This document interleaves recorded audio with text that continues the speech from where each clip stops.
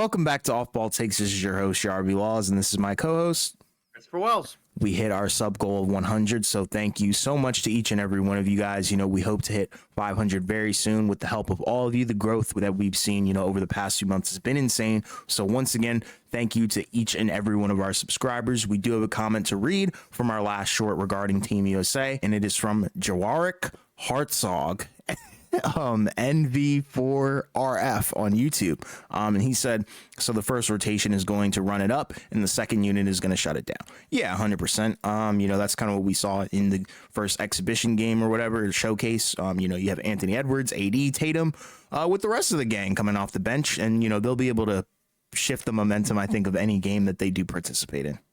Yeah, I mean, honestly, we talked about the starting five and how it was a strange one. It'll look a little bit different whenever Durant comes back, assuming he comes back to be able to play in this next game or the one after that. But yeah, either way, they have a lot of versatility with all those different players. So they can play a lot of different lineups and schemes with the talent they have on the floor, which is why, it's always nice to have that many talented players that can do multiple things, right? Whereas we saw at the World Cup, you did have some good players, but some of those guys weren't quite as adept at doing certain things as maybe some of the ones we got right now. Yeah, and they're favored to win gold, and that's the reason why. They're stacked, they're loaded, as they normally are when it comes to the Olympics. So before we do get started with today's episode, please don't forget to like and subscribe, and follow us on Instagram and TikTok at the OBT Podcast for more content and updates.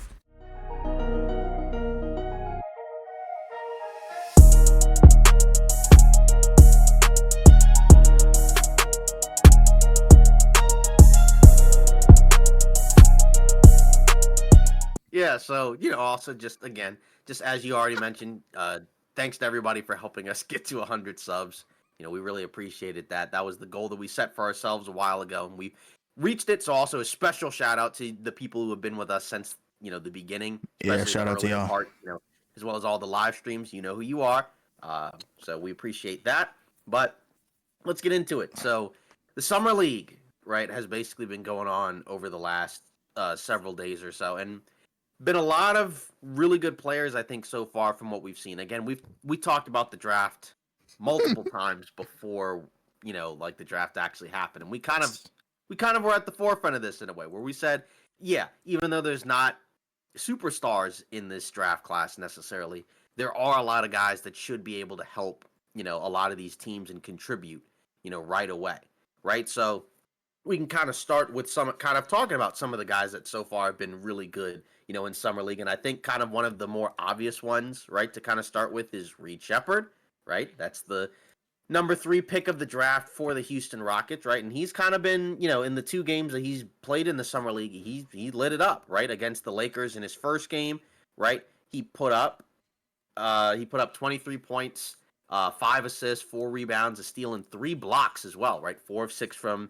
3, 9 of 17 from the field, right? And in his second game against the Washington Wizards, right? So a different team with a little bit more Summer League talent, but still, right? Still put up impressive numbers, 22 points, 7 assists, 5 steals, 6 rebounds, and a block, 9 of 15 from the field, only 1 of 5 from 3. So, early on, you can kind of tell that there's a lot of things to like about his game, in a lot of different facets, right? The playmaking, the shooting, scoring, the decision-making, even the defense has been, relatively solid, right? Obviously, again, you're playing against lesser competition, and that's kind of one of the important things to remember about Summer League is that, again, it's not like playing against the typical NBA level competition, but it's always good to see, these guys as rookies come in and play well right away, right? Like, especially because, it's not just about the numbers, it's also about what they're actually doing out there, right? Like, how comfortable do they look, adjusting to, more NBA level speed, more NBA level athletes. Because even though this isn't the NBA,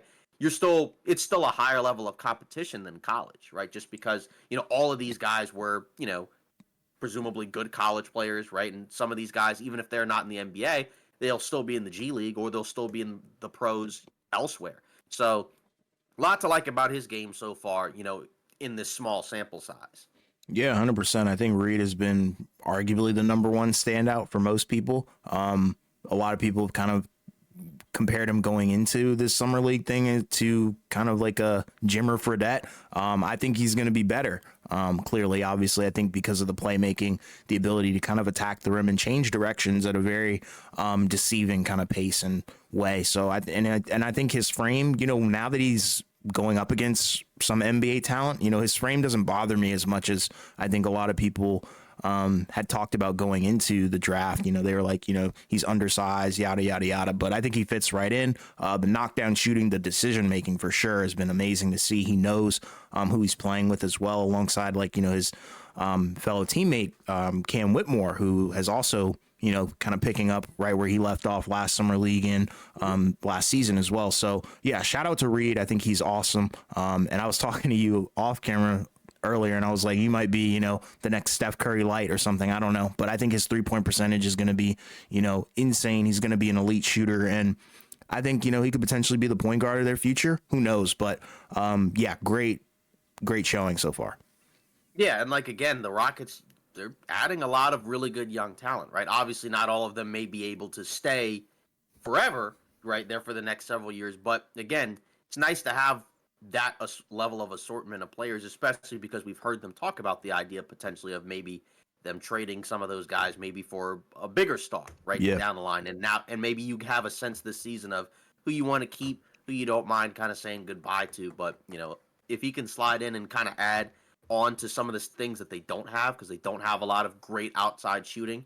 They have some guys that can knock down shots, but not at the rate and not at the skill level that he can. 50% shooter in college. Yeah, exactly. So if he can do that and, like you said, add on to the playmaking and point guard skills as well, that will really help. Yeah. And like you mentioned with Cam Whitmore, also just, keep in mind, there's also, we're not going to talk about him yet, but just in the summer league, you always want to look at second year guys too, because those are the guys that should also really be dominating, because those guys have already been through NBA level experience, and now they're playing lesser competition than what they faced in the NBA, before. So just like you mentioned, shout out to Whitmore, right? Because, we saw him last year in the summer league, and he started off kind of slow, but picked it up, right? And then overall had a pretty good rookie season. Yeah, 100%. Yeah, exactly. Another rookie, right, that, he only played in one game. He did shoot 8 for 21 from the field, but he did flash some other good things anyways, right, regardless, right? Because it's not necessarily about the shooting percentage. It's about everything else attached to it, right? Stephon Castle for the Spurs, only in one game, and is not going to play the rest of the summer league because of a wrist injury, I believe.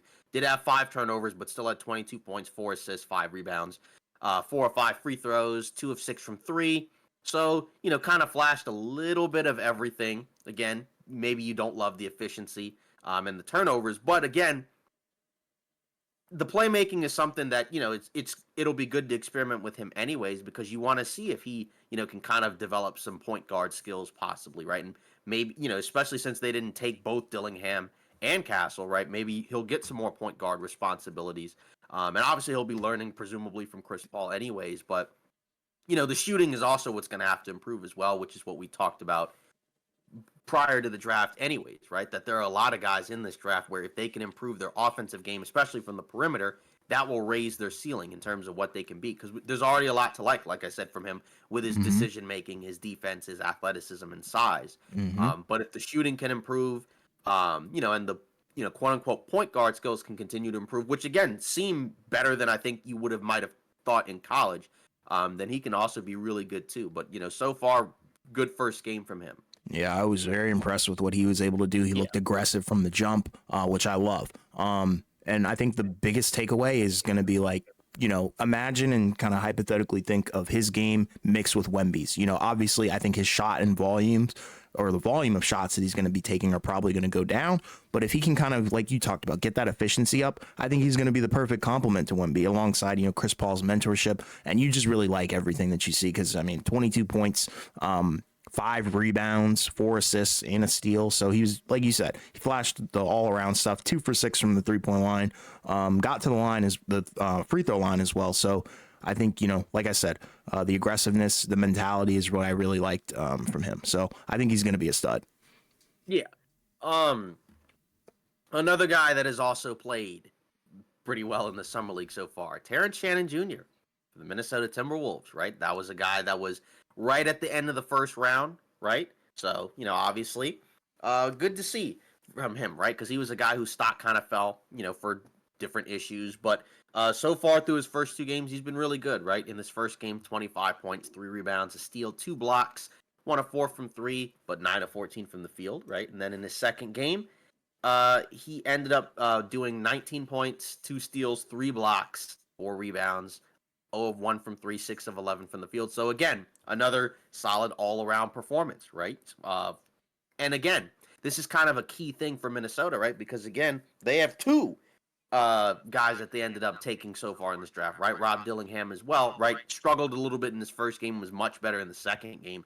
And again, that's the thing where these guys can bring you some much needed punch offensively. And with Shannon, you can also get some defense as well, right? So if both of those guys can kind of show out and be worst case scenario, decent off the bench guys for Minnesota as rookies, right? That's going to be a big boost, to their offense, because that's the main issue that they've had. And with Shannon, you also get defense too. So Yeah, he's elite. There was never a question, I think, about his on the court game. It was always off the court, unfortunately. And shout out to him for actually, facing that adversity head on and beating that case. But yeah, 100%. I think his game is elite. Like you said, he's a do-it-all guy, and he's got the athleticism as well. And he was touted as one of the top prospects, coming into this draft. It's just unfortunately the whole off-the-court stuff really knocked him down a few pegs. But for Minnesota to snag him, I think that's insane. That helps your timeline for sure. I think I don't know if this is maybe an overreaction, but I think it definitely widens your championship window, if you want me to be real, because you've got two guys who are going to be, not stars, but huge impact players. And you can already tell, you can already see them fitting into what Minnesota's trying to do. And like you talked about, Terrence Shannon, he's got the athleticism. And I think that's what's really cool, because I think, you and I are both advocates of athleticism can translate into defense. So awesome stuff. yeah. And then also just to mention a pair of bigs, right? That also played pretty well in the summer league. Now, unfortunately, one of them, right, looks like that his season is coming to an end very early. So we'll start with him, right? Deron Holmes, right, for Denver, right? In his debut in 25 minutes of game time, he had 11 points, 7 rebounds, an assist, a steal, 3 of 3 from three, 4 of 8 from the field. So again, kind of showing his well-rounded skill set. But again, unfortunately, he had an Achilles injury at the end of the game, so his season is basically over. And that's tough for Denver, right? Because that's a guy that clearly they wanted in the draft. They traded up to get him. He could have had an opportunity to get some rotational minutes, right? You don't expect him to be a starter or anything. But obviously it sucks because it sets back, his development by an entire year. And, that's a year that Denver won't be able to have him, right? In a situation where they kind of need, some contributions from their second unit guys, especially, from the big position, which they haven't really had at all. Yeah, for sure. Because I thought of him as more of the backup for Aaron Gordon, where it's like, yeah, he can do some similar things potentially, or he's, he could be schemed that way. But yeah, very unfortunate for his injury, because I think he was shaping out to be exactly what they wanted, exactly what they needed. So, yeah, it really sucks. But, as much as this does and can, stunt somebody's growth and development. We've seen cases where, players miss their first rookie season, their real rookie season, come back, and then they play some real NBA minutes and they look better than ever. We've seen them. I don't need to name them, but, like Chet, we've seen Ben Simmons as well. So it's happened before. Exactly. We've seen it before. Obviously, those guys are a little bit higher on the peg, but I mean, regardless, I think he'll be good later on. It just really does stink to see that. Yeah. And then Khalil Ware for the Heat, right? Again, basically did what we thought, he was going to do, right? Where he kind of flashed a lot of different things. 3 blocks, only 3 rebounds, right? But it's still fine, right? 7 of 9 from the field, 1 of 2 from 3, 17 points, right? So, and we talked about it in the draft. I actually had him relatively high. I think I had him around 17 or so, right? And he went 16th. And, in that game he played, he kind of flashed a lot of what you would want to see. Again, from a big, if you're the Heat. Because, again, they've had other centers, other than Bam, obviously, right? But, none of those guys are, really long-term solutions. But if this guy continues to pan out, that can be a guy, again, could play next to Bam or play, behind Bam. And that's the thing where, we saw in the Olympics, where they've kind of experimented with playing him next to, other, big guys, right? Because we know he's an awesome defender. But it also helps to have, other solid rim protection behind you too. And Yeah. if he can kind of provide that and also give you some boost offensively, right, that's pretty good for Miami. It wasn't the guy, he wouldn't have been a guy I would have expected to go there just because I wouldn't have thought they would have grabbed another big, but it's still, it seems like it's a really good pick. I mean, it made 100% sense to me when they did grab him. And you know, Miami, that's been kind of their issue is they've never had a solid rim protector, I guess, next to Bam, because the problem is since Bam is so good at defense, yeah, sometimes you feel comfortable switching him, you know, onto the 2 or the 1. But then, like, if he's on the 2 and the 1, there's no last line of defense, and that's where Miami kind of gets mollywopped at times. But I think adding Kelly Oubre is awesome because that gives you the leeway to do that, because he's also shown flashes of being a rim protector. And yeah, I think they'll make each other's jobs easier, which should probably be the end game goal, because at this point we already know Bam is probably their franchise player. So, you know, this is a right step in the right direction of building around him versus Jimmy. Yeah, because again, you know, like he's for now going to be really the future of the team, right? Because obviously Butler's at, you know, an advanced age at this point, right? So how many more good years does he have versus Bam is still, you know, getting better and better each year. Right. Yeah, exactly. Yeah. Yeah. You know, Dalton Connect in his one summer league game, right? He also had flashed, you know, a lot of good things as well, right?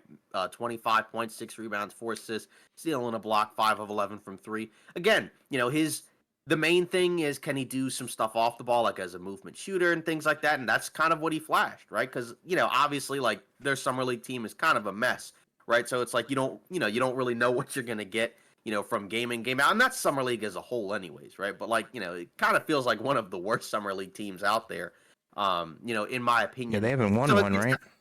What? They haven't won yet, right?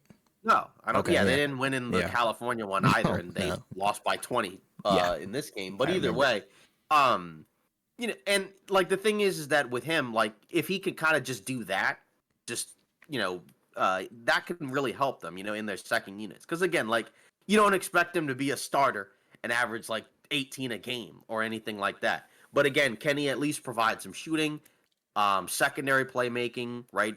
Connection, things like no pun intended, things like that. And like I mentioned, like just a movement shooter, a guy that you have to actually respect and guard. And if he can do that, you know, that can help out the Lakers offensively. Again, they need help in other areas as well.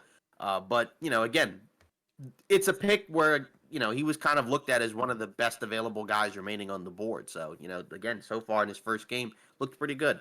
Yeah, I mean, his ability to space the floor, also create from a significant range beyond the 3-point line. That's pretty awesome. I think that's a unique talent to have. And I think something, like you said, the Lakers are kind of lacking. I think they have a couple of guys that can do it, but you know, just adding another guy in the second unit, like you were talking about, is what's going to help, because that's going to be able to space the floor, you know, for Bron and AD. And that should be your main goal if you're talking guard. Me personally, I think they should have gone big, but regardless, you know, they didn't. I mean, there weren't a lot of bigs available that were high caliber. Yeah. So if I think Bear was there, I would have tried to have taken him. But yeah, he was for gone. sure. Yeah, but his stock, I feel like, rose within that week, like significantly, because I had him mocked at 25, Kelly Oubre that is, and he skyrocketed. So, but yeah, I think it's a good pick. I think it'll shape out.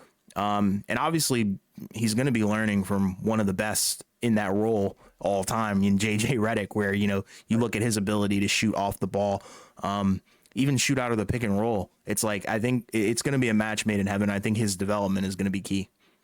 Yeah.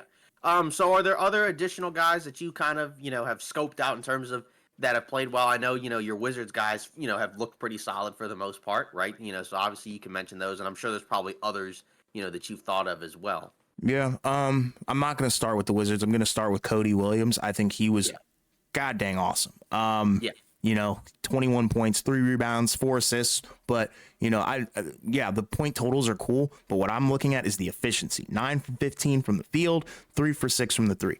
A lot of instincts. He has a feel for the game. So I think he's going to be, you know, one of those guys. And we talked about it. He was one of the candidates that we had kind of for potential superstar, potential breakout rookie kind of guy, where it's like he's got all the tools at his advantage. It's just it was very limited because of the ankle injury in college. But at the end of the day, he might be the one to come out of this class where you feel the most confident about him. I don't know if you had any thoughts about Cody Williams before I move on. No, but I'm just saying, like, I agree with you, right? Just, and again, we liked him in the draft anyways, right? Obviously, he's the brother of Jalen Williams. It's just obviously his body is a little bit different because he's, a lot thinner, but he's also a little bit younger, right? So if Yes. that frame, I think if that kind of, works its way out, right, and he adds some extra strength there, then that's where I think he'll also be even more dangerous, right? Because as you've already said, he's already got a good starting skill set.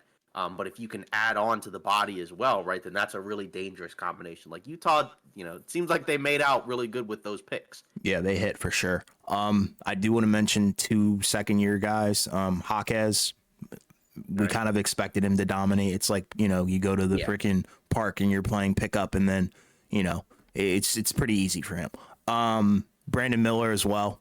That's another guy where we're like, all right, we kind of expect that. And then to move on to the Wizards, I'm mixed on the Wizards a little bit. I like what I saw from Bub Carrington in his debut. Awesome. Triple-double and the win. Second game, I mean, it wasn't horrible, but I think you can see why these guys went where they went. Like, for example, like with Bub Carrington, I think he was a huge riser. I had him mocked very, very low just because of the reasons why I'm about to talk about, where it's like, 18. yes, the number one thing is all 3 of these guys are very young and raw. They have a lot of potential to potentially be, cornerstones of the franchise. But I think right now you're kind of looking at them as like building blocks more so. And it's like with Bub, I think the problem is the decision making. We already know that he's got the skill set to score. It's just like the blatant turnovers in Summer League are kind of a red flag. And, we always talk about it, like take Summer League with a grain of salt. But I mean, those turnovers are pretty glaring. Also, the tunnel vision is kind of funny, where it's like you could maybe do the extra pass thing. But regardless, I'm not hating because I love him. That's my favorite player out of the draft. But I think the real guy that you need to watch is Alex Sarr. You see why he went where he went in the draft at number 2 because of his defensive ability. A block party, I think it's going to happen dang near every night. And that's why I was calling him Wemby Light on the defensive end. It's just offensively, he's very raw, like extremely raw. He might be the rawest offensive player in the draft, and that's not even an exaggeration. You see him be able to hit a sidestep 3, but with the sidestep 3, you'll probably come with 3 air balls. So that's kind of how I feel about his offense, where it's like, I don't know. It's really tough to talk about because I think he's going to get the paint buckets, but I know what they're trying to do. They're trying to develop him and, potentially develop an outside game, which you probably need as a modern NBA big, but it's not there yet. Like you like the footwork, you like the spin shots, you like the turnarounds, the post fades, but it's so inconsistent because the footwork is there. And then 1 second it's not. So that's kind of where I'm concerned about that. But defensively, he's fine. Keyshawn George, what's up? Oh yeah, and just like in general, like from Sarr, like also like once he plays with the actual team, it'll look a little bit different, right? Because obviously he'll be playing with guards that are, I guess better, right, than Bub Carrington and Johnny Davis, right? You got Brogdon, you got Jordan Poole. Yeah, I mean it's not much of an upgrade, but I guess I don't know if Tyus Jones will be back. Probably not, but no. And then Keyshawn George, you see why they traded up for him, but you also see why he went very low because same thing as Bub Carrington. The turnovers are very glaring. But like I said, they're all young. I think they're all 18, 19 years old, true freshmen in their regards. And then obviously Sarr coming from overseas and being so young as well. I think it's good. And I know what they're trying to do. They're trying to formulate an identity, which is the right thing to do. But there's going to be growing pains with those 3 guys, I think. Yeah, just another random, shout out Jalen Tyson for Cleveland, right? He had 7 rebounds, 14 points, 2 of 5 from 3. So, kind of an interesting guy, right? Because didn't really seem like it felt like another weird draft pick for Cleveland where it's like, it's another kind of, guard wing type guy, right? Not really like a 6'7", 6'8" guy, but a little bit smaller than that. But, again, like, if the rebounding can kind of translate, along with the offense, he can be helpful. But again, it still feels like that, you would have liked to add a little bit more size and athleticism on the wing, but still, like, I mean, you can't help, but drafting a guy, like, if you think he's going to be good, he was solid in his first game. Heck yeah. I've been thoroughly pleased with how these guys have played and handled the Summer League. I know a lot of people were kind of expecting them to fall flat on their faces, but absolutely not. I think they've all handled it with class. Yeah, you also like a Dylan Jones, right? Where I remember when we did the live stream when we had, not me, but we had, some laughter, right? When that draft pick happened, right? Where I think it was like OKC traded up or whatever to get him, right? And in his first game, again, minus 28, right? But also like the team was horrible, right? There's no Topic on that team. So, no So, point guard to really organize anything. But, yeah, would he that had have made a 17 difference? points. He had 17 points, 7 rebounds, 2 assists, 2 of 4 from three.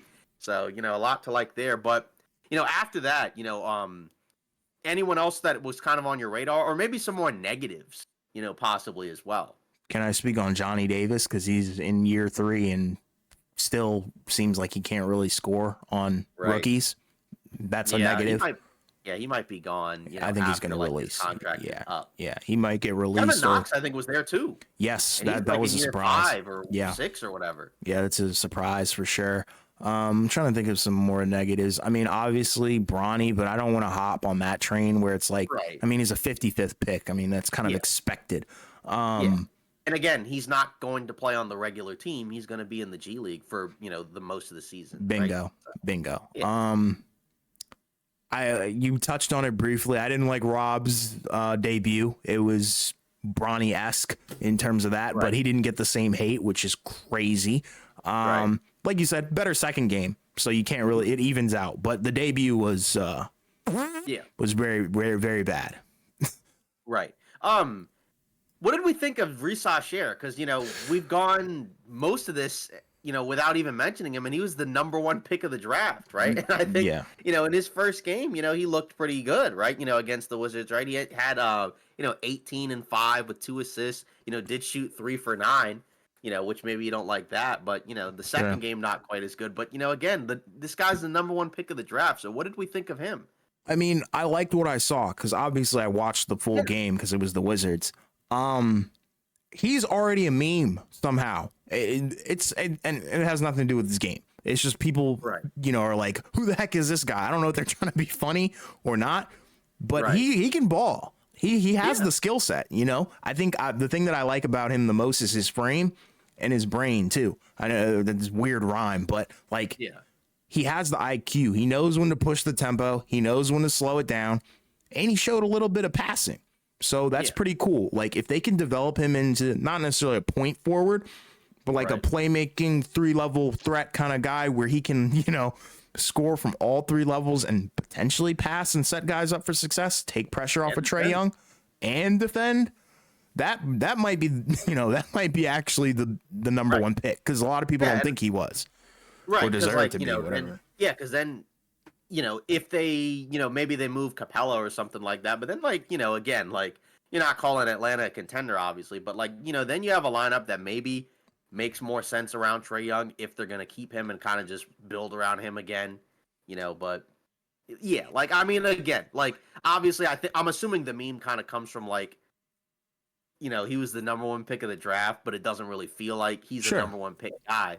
But like you said, and like I said, right, there's still a lot to like about, the different aspects of his game, right? He showed his upside. I don't think he showed any of his downside.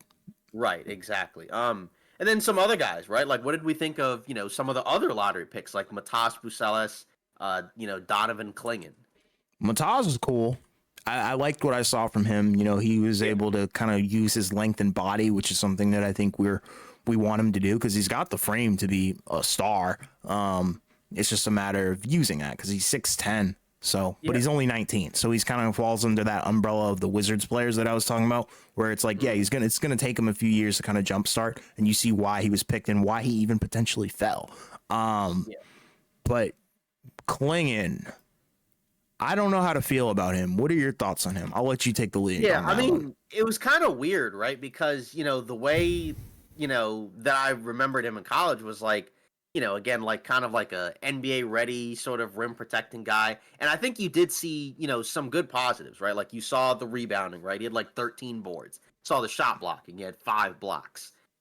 But then you kind of saw offensively, it felt like it was a little bit more of a problem, right, than you might have thought. Not that you expect him to be a scorer, but you kind of just assume oh, he's a tall guy. You can kind of just dump it off to him around the basket and he'll just finish. Maybe he'll roll to the basket, kind of like what you would expect or hope from Edey, just maybe with less post ups. I didn't expect him to take threes, at all, right? He took 3 of them, and not horrible misses, but it's not something I would have expected him to really do. He's 1 of 8 from the field. So again, you like the defensive and rebounding, but the offensive game could use a little bit of work. But then you still have to factor in, like, look at the guards, right? Kendrick Davis, and Rayon Rupert. Why isn't right? Scoot playing?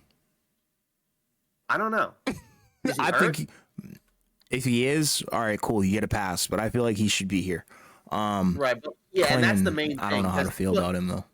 Right, because Clinging. that's the main thing where it's like, I have a little bit of grace for like some of the bigs in Vegas, only because like, if you're not playing next to like, really good passers and playmakers, like you're gonna look really weird on offense, right? Like, 'cause Sure. you're not gonna get set up in ideal spots. I mean, You're look at gonna be Wemby putting from weird- last year.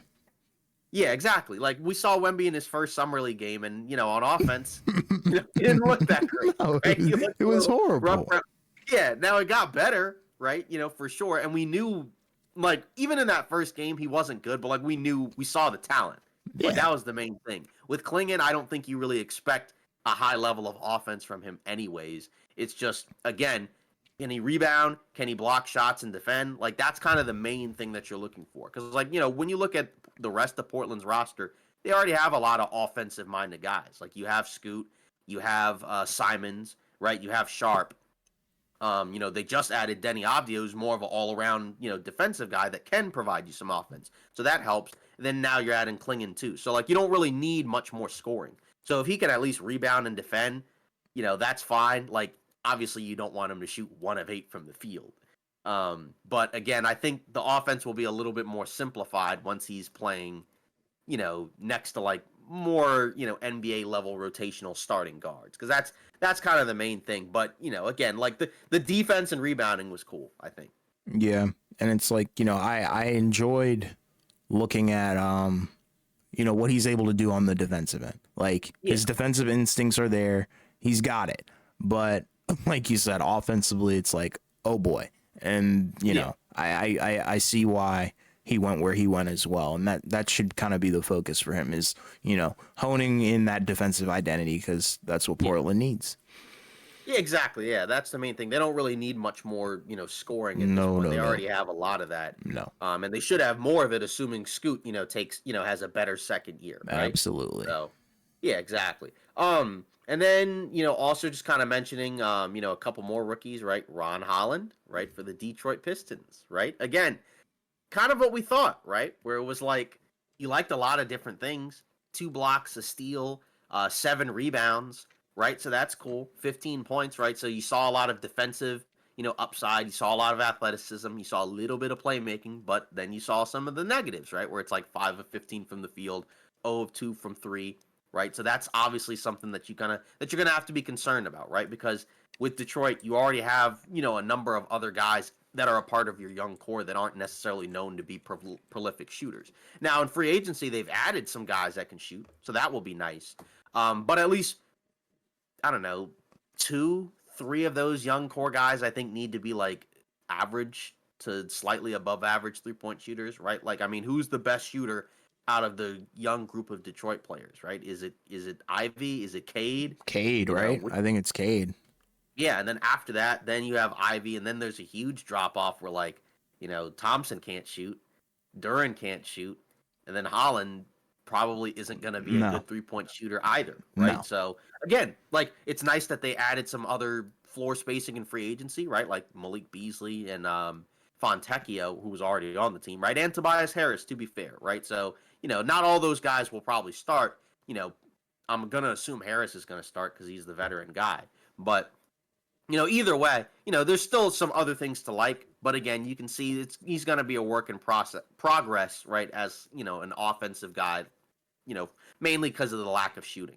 I mean, yeah, with him though, it continues to kind of ring throughout our episodes. The athleticism turns into defense. You saw what he was able to do with the blocks, the steal, and then obviously the rebounding as well. So he's got the verticality, he's got the hops, he's got all the physical tools to be a great NBA player. It's just the goddamn jump shot, and Yep. it continues. The trend continues. But I think he'll be good. He'll be all right. Yeah. Yeah. Clintman was solid. And then over on the Philly side, right? Jared McCain, 4 of 14, 1 of 6 from 3, but, still had 6 rebounds, 2 steals. He had a assist. better I mean, California Classic than the Summer League. right. So, anyone else, that was kind of, I guess Salon for Charlotte, what did we think of him? Right. Obviously, he didn't start. He played more limited minutes, but he did have 8 points and 7 rebounds, and including 3 offensive rebounds as well. So if he can add some rebounding, I think that would be pretty helpful. Because from the forward spot, right? I don't know if the Charlotte guys are as more inclined to rebound, right? That's more of like a thing for their bigs. Yeah, I mean, if he can turn into a 3-and-D rebounding wing, I'm fine with it. And that's kind of why I think we like the pick. I had him mocked to San Antonio. Right. So I'm high on the guy. It's just I think I need to see more. That's all. It seemed like it was a little limited, if that makes sense. Right. Anyone else that was kind of on your radar? Not really. If you want, I think we kind of hit on all the guys, right? Yeah. I mean, like I'm trying to think off the top of my head. I can't really think of anything crazy. Right. Adam Bona, I guess, 8 points, 5 blocks, 7 boards. But yeah, and I saw a tweet about him earlier. I think it was something like a contract or something. Yeah, I guess he probably signed his second round deal. Yeah, I think it was something like that. Yeah, because that's what we're gonna start to see is the second rounders will, yeah, and the 4 other year, $8 million contract. That's what it was. Yeah, exactly. Yeah, we'll start seeing. Now we'll start hearing about the rookies are now signing their their contracts, right? Which we expect anyways, right? Obviously the second round ones aren't necessarily guaranteed, but the ones that they actually like and believe in, those guys will be signed pretty quickly. Yeah. Yeah. Any other second year guys, that kind of popped to you I mean, Orlando had, I guess in the first game, right, you had Anthony Black and Jet Howard, yeah, they combined. Really well. Yeah, they combined for a decent amount of points, right? Yeah, it was 40 something. Exactly. And in the second game, Black didn't play as well. But Jet Howard again, as we mentioned last year in the draft, right? He's a 3-point shooter, right? So when the shot's falling, it's good. When it's not falling, what else is he going to do? I mean, he looks better, but he should still, again, as a second year guy, you already have an advantage over the guys that are there already anyways. So, can he be an actual rotational guy and maybe a little bit tougher, right? Because they brought in KCP, right? Who kind of plays a similar position, right? Obviously they re-signed Gary Harris. Since he's a veteran guy, I'm going to assume he's going to get, probably more minutes than Howard. So where does he even fit into the rotation? I think he's a young piece that they're probably going to use down the line. I think he fits their timeline. If that's what Tristan De Silva, yeah, good point. Yeah, they're just so loaded with a bunch of guys that you think can play right now. It's just a matter of who's actually going to be playing. And I think with Jet Howard, you like the 3-point shot. And I even saw a clip of him pushing the tempo on the fast break. I was like, now if you can do that and things of that nature, rebound, pass, I think he could be an elite, role player. But all he's got to do is do the other things, the little things. Yeah. If he can do that and also shoot, then he'll have a place. Yeah, because this isn't, 1980 and 1990 where guys have one role. You kind of have to be a multifaceted NBA player. There's just no place for a guy to be strictly a shooter, And because I feel like we thought that about a guy like Sam Merrill, where it's yeah, the guy can shoot lights out, but what else can he do? And then he showed us that he can actually play, make, and pass and other things of that nature. So, I mean, I think he has the potential to be good. And then obviously Anthony Black as well. The guy's frame is awesome for a point guard. He's literally what you would kind of want if you were creating a my player, where it's he's 6'6", he's got the defensive minded stuff going on. It's just, he's so raw offensively. So I think he'll figure it out. And maybe with, Fultz being potentially gone, there might be a little bit of room for him to kind of squeeze back into the rotation because he played for them earlier in the year and then kind of just fell off. Yeah, and again, he was a top 10 pick. So he almost needs to get minutes to kind of validate that pick, because otherwise, if a top 10 draft pick doesn't play at all his first 2 seasons, that's kind of a problem. And I know Orlando has a lot of playable guys, but still. Right. Yeah, then a Jarius Walker, right? He played for the Pacers, right? He flashed some all around stuff: 25 points, 6 rebounds, 4 assists, 2 steals, and a block, 7 turnovers and 5 fouls. But that's fine in the summer league. Was still 0 of 3 from 3. but 9 of 18 from the field. Again, that's a guy where you drafted him in the top 10. So that needs to be a guy that gets minutes next season, right, for Indiana. Especially, you would think, given the fact that he should be a two-way guy that brings you some, some physicality and athleticism and length at the forward spot. That should be a guy that should be, that should get minutes for Indiana. That's kind of a player that they sort of need. I think if he can be better than Neesmith, that's a big fat W, and that's no shot on Neesmith. It's just, I feel like reportedly they've tried to kind of develop him more as like a 3 this offseason. Awesome. That's kind of what you want, because when we started scouting, or not scouting, but mocking the guy for our mock drafts, you're like, this is baby Zion. He's for sure got a place in a rotation, and then lo and behold, he got traded to Indiana. So I mean, I don't know, but I think he still got it potentially. But like I said, as long as he's better than Neesmith, I think he'll be A-okay. Yeah, exactly. Any other second year guys, that we missed? I don't think so. I mean, I think we covered on all the ones who were hit and some that missed. And surprisingly, right. I don't know how there's still a third-year guy in there, but it is what it is. Yeah. But yeah, so obviously Summer League will continue, right? Obviously, after the first 4 or 5 days, right, a lot of the top guys kind of stopped playing. We already had, one guy get shut down, and, some of the others will not play, as well, because we went there last year, right? And that's kind of how it went. I'd already been there, prior to that back in 2018, and it was a similar thing. So, but either way, the Summer League is kind of our first look at a lot of the younger guys anyway. So, obviously, again, as we've already said, take it with a grain of salt. Guys can look good in Summer League and struggle as rookies. Guys could struggle in Summer League and look really good as rookies, right? So, I mean, we've seen a lot of different things. So it's not the end-all, be-all. But, again, it's more so about what are they doing when they're in there. Like I said, how comfortable do they look at different things? And, again, there's still time to develop because, as we mentioned with some of these guys, they had horrible first games, and then in their second games, they were much better. So can they, grow, and can they kind of learn and adjust from game to game too? Yeah, for sure. And it's like, I'm kind of expecting some of them, like you said, to get shut down. Like, I'm fully expecting Reed Shepherd to get shut down. Probably, potentially Sarr. I don't know. Just, I feel like everybody who had a solid showing, it's like, all right, we know what we got. Boom. You don't have to play anymore. Yeah.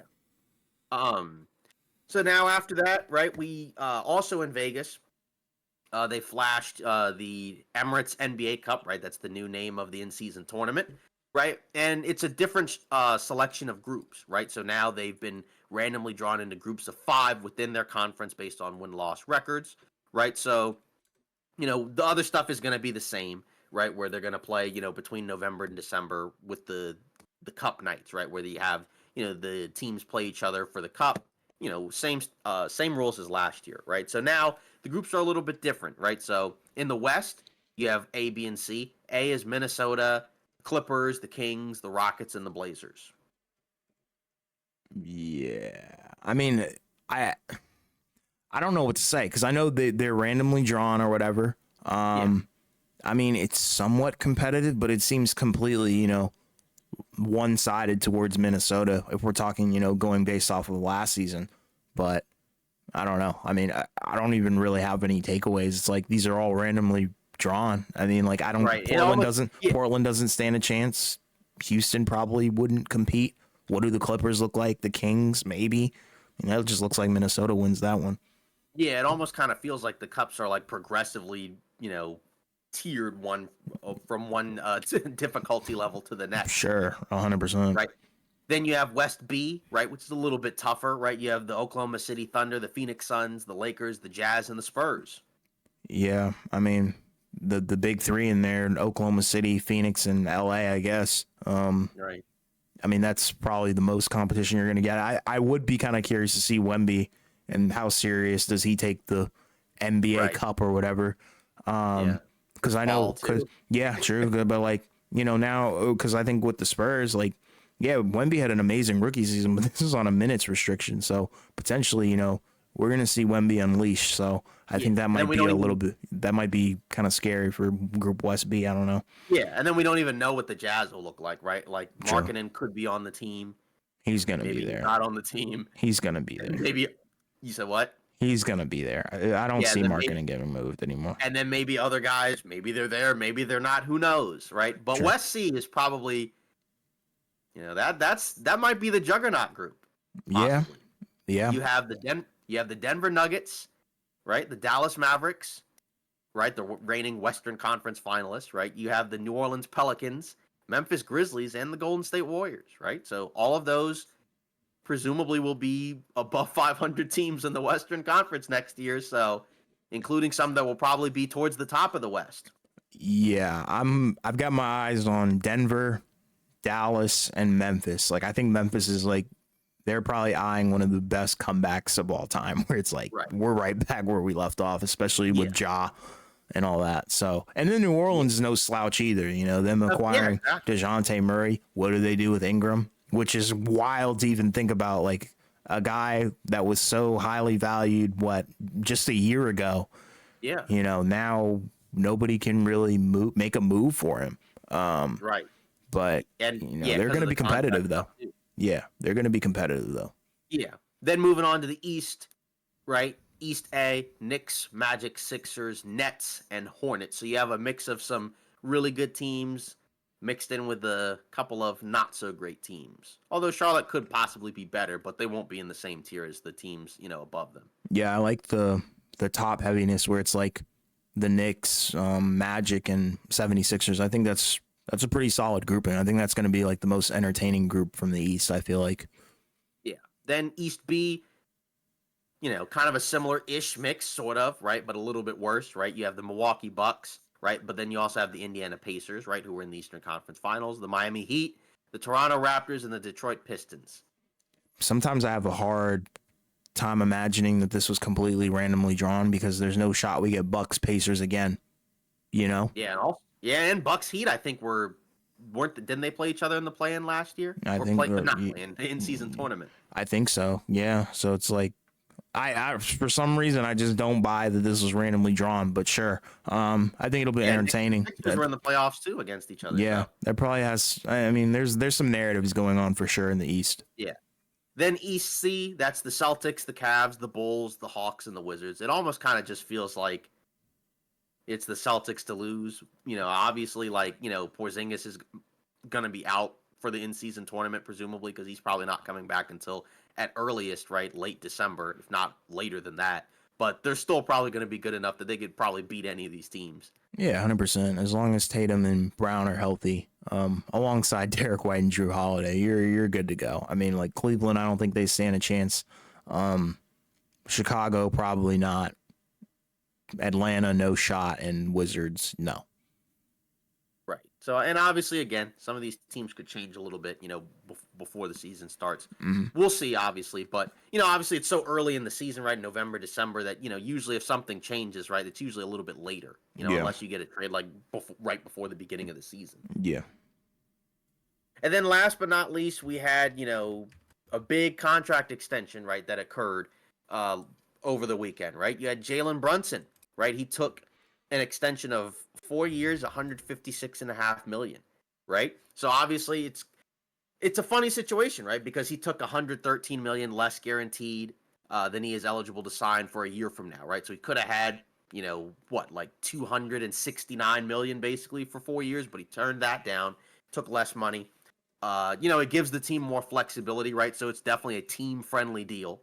Now, they also said by the end of this extension, once you get to 2028, he'll get a 5-year, $418 million deal, right? Because then he'll get the 10-year max, I think, right? So, I guess this is kind of a long-term thing. Of course, obviously, you always factor in injuries could make things kind of risky, right? Because obviously, if something bad happens, knock on wood, you may not get that money. But, what do you think of this, right? Because obviously, we know with the new CBA, teams are going to have to make tougher decisions than they had to make before. And like I said, it definitely is a team-friendly contract. So, presumably, I think he also kind of mentioned, or Woj mentioned, that he was kind of doing it in the realm of, I think they mentioned Tom Brady, Derek Jeter, and Patrick Mahomes, where those guys have taken less money in their deals to kind of help, continue to add talent to those teams. So, pretty cool, I guess.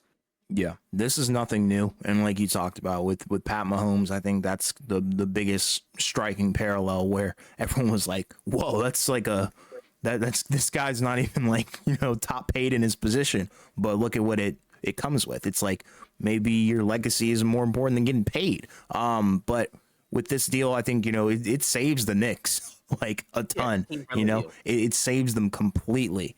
And it's awesome because I think they can continue to build around this team. And, the Knicks haven't been super relevant in a long time. Like, yeah, I guess you could talk about, the Carmelo Anthony Knicks, but that team in that era didn't really accomplish a whole lot. So, them kind of emerging from the 1990s in terms of a talented roster. Yeah, this is the one. So, it makes a whole lot of sense to go all in on this, especially with this guy and Jalen Brunson, where you look at him and he's elite. There's no question about it. Yeah. People have him ranked different places, but he's always in that top tier of point guards in the NBA right now, especially coming after last season and definitely the year before that. So yeah, I mean, it makes a whole lot of sense. And, they seem to be building on top of their culture that they've already established. And, this makes everybody's job easier because all they have to do now is win.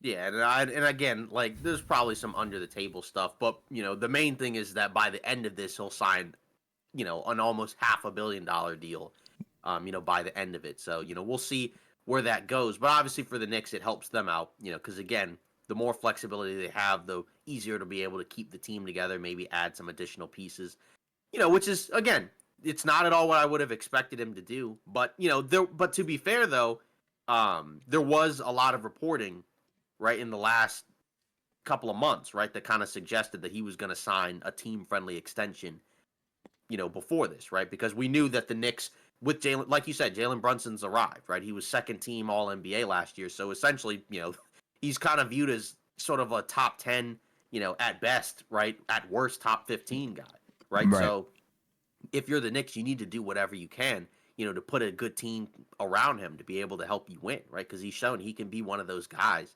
that can lead to a deep playoff run. So whatever they can do to kind of continue to add, right, which they did add, even though they lost Hartenstein, they did add Mikal Bridges, right? And you would assume at some point maybe they make a trade and bring in somebody else. Who knows? But either way, they're set up, right, to be a good competitive team for a while. So, this is a pretty big deal for the Knicks. And obviously, like, he knows the people who run the team as well. So, there's some good stuff going on there. Yeah, it's all kosher. I think it's all good. And just for context, there's not a lot of all NBA player discounts that have happened, and if they have happened, it's not this significant amount of money and this amount over time. Like I think one of them was like Tim Duncan, taking like 12 or 13 million dollars less or something, even then, just to keep Tony Parker and Ginobili. You know what I mean? Right, and also even then, guys were not making like $40 million a year. Sure, the salary cap wasn't there, like it wasn't as high as it is now,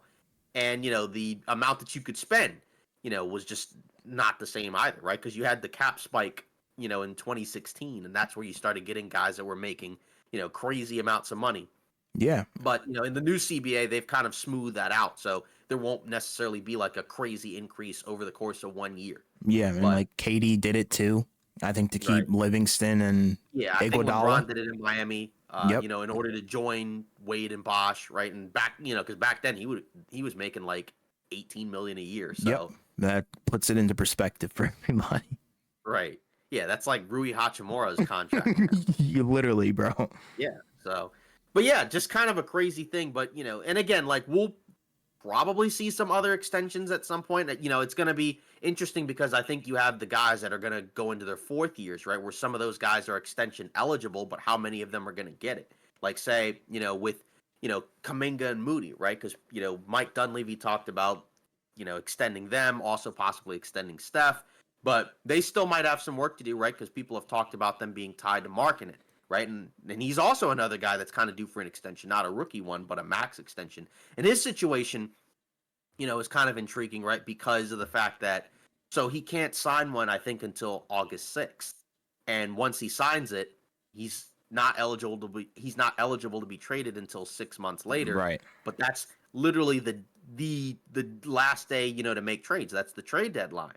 Right, so if he signs the extension, then he's stuck in Utah until at least the trade deadline. And then if he's not traded at all, right, on the day of the deadline, then he's stuck there until next offseason, right? So now we kind of have to wonder and wait, like, what does Utah do, right? Because I think if he gets traded, he doesn't get as much. If he gets traded without an extension, he doesn't get as much for the next extension, right? Yep. So he either gets extended and then he stays on Utah until, the deadline at the earliest, or, later than that, right, into next season, or he gets traded, and then his extension is a little bit, more team friendly, I guess, if he goes there. Because I don't think a team would trade for him and not extend him. Yeah. Or maybe they just re-sign him in the offseason or whatever. Me personally, I think he stays in Utah. I just don't see it. At this point I really don't. Like, It really I get it. I get what people are trying to theory craft here and all this stuff where it's like, yeah, this is an amazing trade for this team, but what does it look like for Utah? I feel like they're probably going to want to sit on this one. Yeah, I guess the main question is, what does Utah want back, right? Because like Tim McMahon, he mentioned that they would prefer Podziemski over Kuminga. Maybe because Kuminga's extension eligible, maybe because it's Utah. I don't really know. Right. But, either way, I see right, what you we did don't there. know what Utah really wants back in a deal. Do they want mainly picks, right? Because I think Golden State can only really give up like 2, I think, right? Because, they're in that, because you can only give up but so many picks. I know people have mentioned that they have a lot of picks to give up, but you can't give up picks in consecutive years. You have to space them out every other year. So Right. I think they can only give at the most 2. But if it's not that, right, is it young guys, right? And then, like, how many of your young guys do you want to give up to get Lauri Markkanen? I don't know, right? And, does another team kind of come out of nowhere and jump in? I don't know what's going to happen, right? Because based off of what Danny Ainge has done in the past, you would think he's going to get traded just because of the fact that usually he either kind of, like, goes all in or kind of just wants to start from scratch. So, I don't really know what the real goal is there. It's just, again, the main thing is we don't know what packages are being offered, right? And maybe we don't know anyways until it actually happens. But, I don't really know on that front. But obviously, the extension will kind of give us an idea, because if he's not traded and it's August, then maybe he gets the extension, right? Whereas like, if something else happens, maybe he gets moved. I don't know. But obviously, the main thing is if he signs it, he can't be traded until the deadline. So that means he could still be traded, but he'd be stuck in Utah until February. Yes. So, who knows with that one. But he stays, in my opinion. That's just what I'm just standing on business on that one, honestly. But yeah, so, outside of that, Team USA, right, they still continue their, exhibition quest, right, for most of the rest of the month. So we'll see how that unfolds. Obviously, these games don't count, right? But obviously, you want to continue to be, winning these games, right? Because, these guys want to win. They want to win the gold. We've already talked about that a million times, and we think they can. Yeah, a loss, even in the exhibition, puts a stain on the flag per se. But in terms of what Team USA can do potentially, this is their time to show it. We saw flashes of it. We saw how dominant they were in terms of defense and what they're able to do to shut down the opposition. But I think we need to see the fireworks go off in terms of we need Steph to show up. We need Embiid to look like he's serious. Braun, obviously. I really think we need to see a little bit of juice and fire from the starters, because if that's the case, then they truly are unbeatable. Yeah. Well, that's pretty much it for today's episode of Off Ball Takes. Again, we want to continue to, shout out and appreciate everybody for helping us get to our, goal of 100 subscribers, right? The next goal is 500. So hopefully everybody can continue to help us reach that goal, right? By continuing to like and subscribe on these videos. Don't forget, if you comment, on these videos, we'll read it at the beginning. So we appreciate that as well. Also continue to check the socials. So we'll see you in the next episode.